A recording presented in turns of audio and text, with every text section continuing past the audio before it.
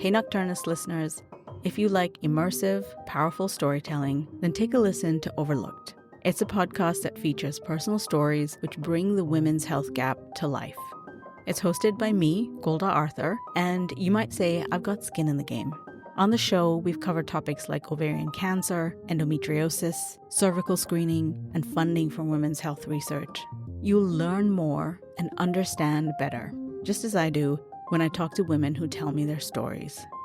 You can listen to Overlooked on your favorite podcast app or head to overlookedpod.com for more. Support for The Nocturnist comes from the California Medical Association. At The Nocturnist, we are careful to ensure that all stories comply with healthcare privacy laws. Details may have been changed to ensure patient confidentiality. All views expressed are those of the person speaking and not their employer. Welcome. It is so great to see you guys. This is Alexa Miller, our uncertainty correspondent. What we're going to do today is look closely at some works of art that were selected by a group of medical students I was recently working with. She's the first guest for our Uncertainty Profile series as part of Uncertainty in Medicine. This is one of my favorite exercises. It's called an image circle. Alexa has been working for over 20 years as an educator at the intersection of diagnosis, visual art, and uncertainty competence in medicine. Where students first write about the experience of uncertainty as a patient, and then they select an image to speak to what they most want others to know about patient uncertainty. We recently got to sit down as a team and get a taste of one of Alexa's classes. And then we talked about what is actually visible in the works of art that speaks to those pearls of wisdom. Alexa shared a few of the images that her students chose to share with us. We'll hear more from Alexa in a minute. But first, step inside Alexa's classroom. There's a couple I thought you guys in particular would like. Yeah, the first one drew me as the one I was drawn to. Yeah. This is Sam, producer and editor at The Nocturnist. Spoiler, the painting is The Lovers 2 by Renee Magritte. But Alexa didn't tell us that. She just asked Sam to describe it. So it is two figures, seemingly a man and a woman, based on their clothing, which is the man is wearing a suit, the woman is wearing what looks to be a sleeveless dress, and they're kissing. But what's interesting is they both have what look to be bed sheets wrapped around their heads, so you can't actually see the features of their face, but they're still embracing and still kissing. They're in sort of what looks like a domestic room with a red wall on one side, but the background kind of looks like a cloudy sky or just like an abstract non-interior space. So it's sort of abstract or surreal. Yeah. There's something sinister or maybe like dystopic sense. Yeah. Awesome. So you're pointing out the really sort of generalized. When Alexa paraphrases what you just said, you can tell she's been doing this for a long time. She makes you sound like a creative genius and then pushes you to dig further. Why does what you see lead you to say that? How is your interpretation related to your observation? Like, I think commonly when you see people with sheets over their head, they've either been kidnapped or they're being interrogated. Like it's that kind of thing where you're seeing control being exerted over someone. Yeah, I think one of the things when I look at this... This is Molly, head of story development. Begs the question of what's happening outside the frame. Because there's something about this painting also that almost feels as if it zoomed in on the figures. We only see them from their shoulders up. This is an exercise Alexa has done with medical students for years now. And once you get into it, it's not hard to see why. The type of close observation it encourages is the exact same thing clinicians do all day long. Paying attention to detail and grounding your interpretation in the evidence in front of you, over and over again. But it goes a step further. It explicitly introduces the possibility of multiple interpretations. Wonderful. Thank you both so much. We got pretty into it. Go ahead, Emily. Well, I was just going to say kissing is such a, sensory and tactile thing. It's about... Once we'd had a chance to each share our own interpretation of the artwork, Alexa shared with us what the student who chose the image had been thinking when they chose it. Why for them, it represented patient uncertainty. So what this student put a finger on was the idea of the blindness of trust that patients put into their doctors and into the healthcare system. Once we did one image, we did another. That sort of pregnant uncertainty that a patient has just before making a medical decision. And another. Saying that just one person is holding the light in this focal point on the figures. It looks like nighttime. The stars stand out to me. That should be the patient as the leader or the decision maker. We could have done this for a long time. Use the phrase protectively and reverently, holding a light close to the chest. Last week, we introduced Alexa, her personal journey, and some key definitions of uncertainty in medicine. Today, we take a deeper dive into what Alexa has discovered over the years and how reimagining our relationship with uncertainty could transform healthcare for the better. To start, she gave us a little historical context. There was like a golden age of diagnosis that has passed. That was in the age when clinical times were like half an hour to an hour, and the system itself was more run by MDs and less by MBAs. This was a time commonly talked about as starting in the late 19th century when some major advances in microbiology brought Western medicine leaps and bounds in terms of being able to functionally diagnose and treat a whole range of infectious diseases. The other thing that characterized that period of time, though, Alexa says, was the amount of time and emphasis placed on the patient-clinician relationship. That all changed in the 1980s with the rise of MRI, the electronic health record, and other technologies. Big business and insurance increasingly began dictating what happened in the exam room, and clinicians started to spend less and less time with their patients. And interestingly, that is when a lot of the visual arts and art museum humanities programs in medical education took a big jump. It was right around the time when imaging technology started to explode and medical teachers started to notice a decreased confidence of their residents and their students on the wards in terms of just physical exam and having the confidence to just look at patients. That trend fueled the program that Alexa got her start in, a humanities program she designed for medical students at Harvard that she called Training the Eye. That was what the faculty who founded that program talked about. Like, we need to do something because students aren't looking at patients anymore. And let's look to the visual arts. In Training the Eye, Alexa said the primary learning objective was to make careful observation a habit for students. And she taught the class for many years. But over time, she started realizing that having students engage closely with art wasn't just teaching about observation. It was also touching on something no one in the medical world seemed to be talking about: uncertainty. I kept hearing these conversations about uncertainty and the uncertainty in the art being authentic and the uncertainty in the clinic being very stressful, and the students wanting more conversation and capacity around that.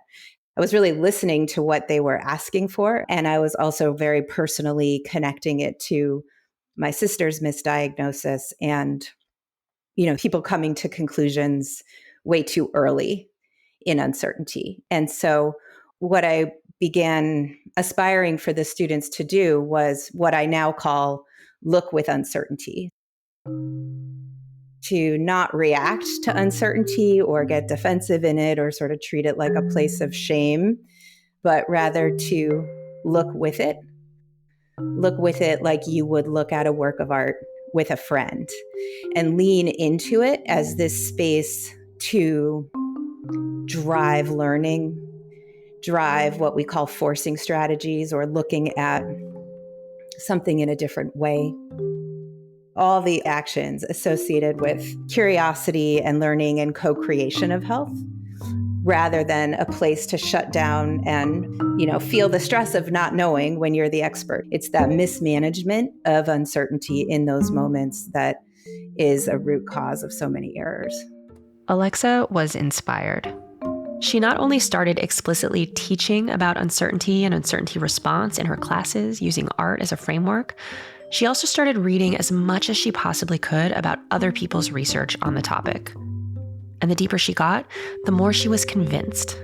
Uncertainty was it. How we respond to it, how we communicate about it, it was like this holy grail of potential in medicine.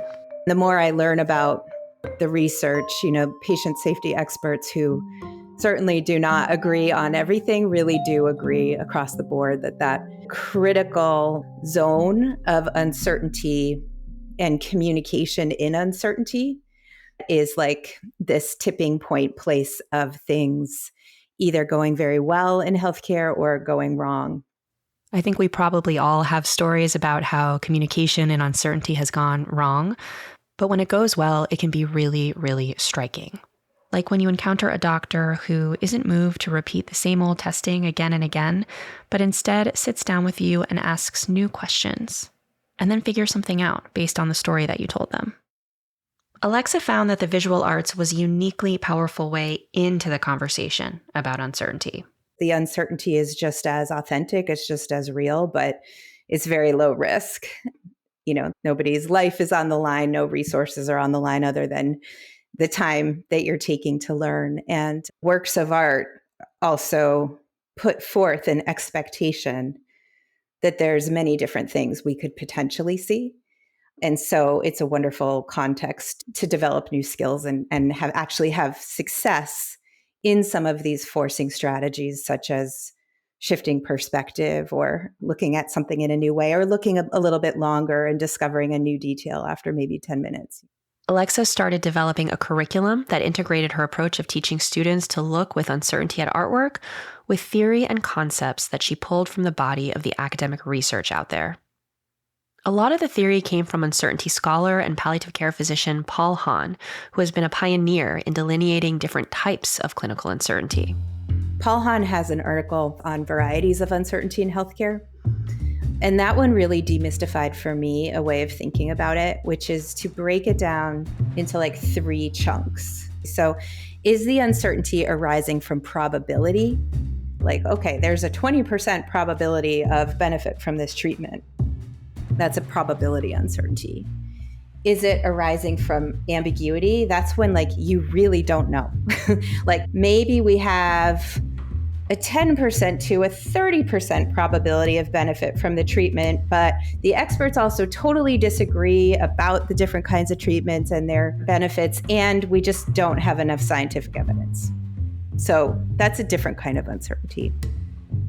And then lastly, he talks about complexity. So there's a 20% probability of benefit from this treatment, but there's also comorbidities and there's, a bunch of other factors making the situation complex. To these basic frameworks, Alexa also added a 4th bucket she calls counterfeit uncertainty, or uncertainty that's manufactured by the system. A big one, for example, is decreased clinical times. If clinical times are so short that the doctor does not have time to do a physical exam, there's undue uncertainty as a result of that time. The key in all this is giving clinicians more tools to effectively respond to uncertainty. And different types of uncertainty require different types of responses. For probability uncertainty, how do we apply probability clouds to individual people? For ambiguity, what do we know, and how do we move forward from there? For complexity, how do we do our best and stay agile as things change? And for counterfeit, when do we adapt to the dysfunction of the system, and when do we push back? In her classroom, Alexa invites us to consider these questions not just through the eyes of clinicians, but through the eyes of patients. And from there, she introduces BOLD, a simple yet powerful framework for how the most effective clinicians respond to uncertainty. It's a really simple model for clinicians in moments of uncertainty to counteract some of these forces that can lead to harm. So it just begins with actually believing patients, believing that their story is legitimate. I mean, so many cases of harm don't even progress beyond believing the patient. You look at something like endometriosis, that impacts almost 10% of women. And right now, the diagnostic interval, like the time it takes to get diagnosed in endometriosis is like, I thought it was 4 years, and I thought that was bad. And I just learned the other day in a research study, it's 6 to 11. And it's so painful. And so those delays are a result of women not being believed. Simply believing the patient is a first step, right? Then the second being observe, to look really unflinchingly at what's there, to look holistically, and to look through and with the perspectives of others. I have another little cadence that I teach about kind of related to that, which is to look fresh, look with, and then look for. And that actually comes from observing some really masterful radiologists over the years, Dr. Kit Schaefer in Boston and Dr. Vicki Feldstein at UCSF. These are radiologists who I've heard sort of teach the same cadence to their learner, which is like, before you even go to the chart and know what you're supposed to be looking for, just look at the radiograph. Just look at the ultrasound. Let it hit you. Let what's weird about it or notable about it hit you. So look fresh. Then go to the chart, find out what you're looking for. Look for, step 2. And then ideally, get a colleague and look at it again with another perspective. So look with. But these simple practices that are not actually that costly, except for time, can prevent a lot of delays and missed findings. B, believe. O, observe, which is happening less and less in corporatized healthcare. And L for location. So location is in a few different domains. It starts with actually being able to situate yourself in time and place, and knowing your strengths and knowing your challenges, knowing what you do know, and also knowing what you don't. And from there, being able to locate in the patient the root cause of their concern, really sort of touching the pain point, if you will, as well as being connected to their goals and aspirations at all times. And then the D is deciding together towards agency and wholeness. So that's like a shared decision-making approach, really, but in the service of patient goals. It seems like a simple model: believing, observing, locating, and deciding together. But from what Alexa has seen over the years, these 4 steps have the potential to quietly and powerfully reshape healthcare.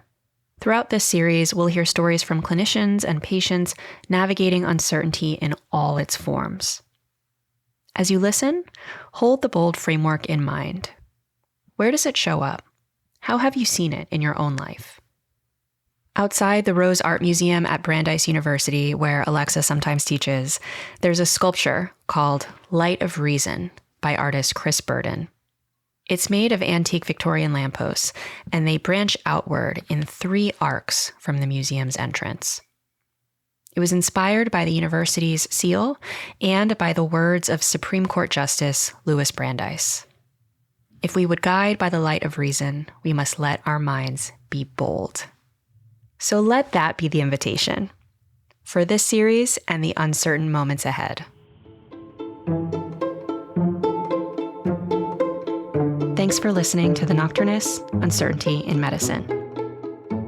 Our core uncertainty team includes me, Emily Silverman, The Nocturnist head of story development, Molly Rose Williams, producer and editor Sam Osborne, and our uncertainty correspondent, Alexa Miller of Arts Practica.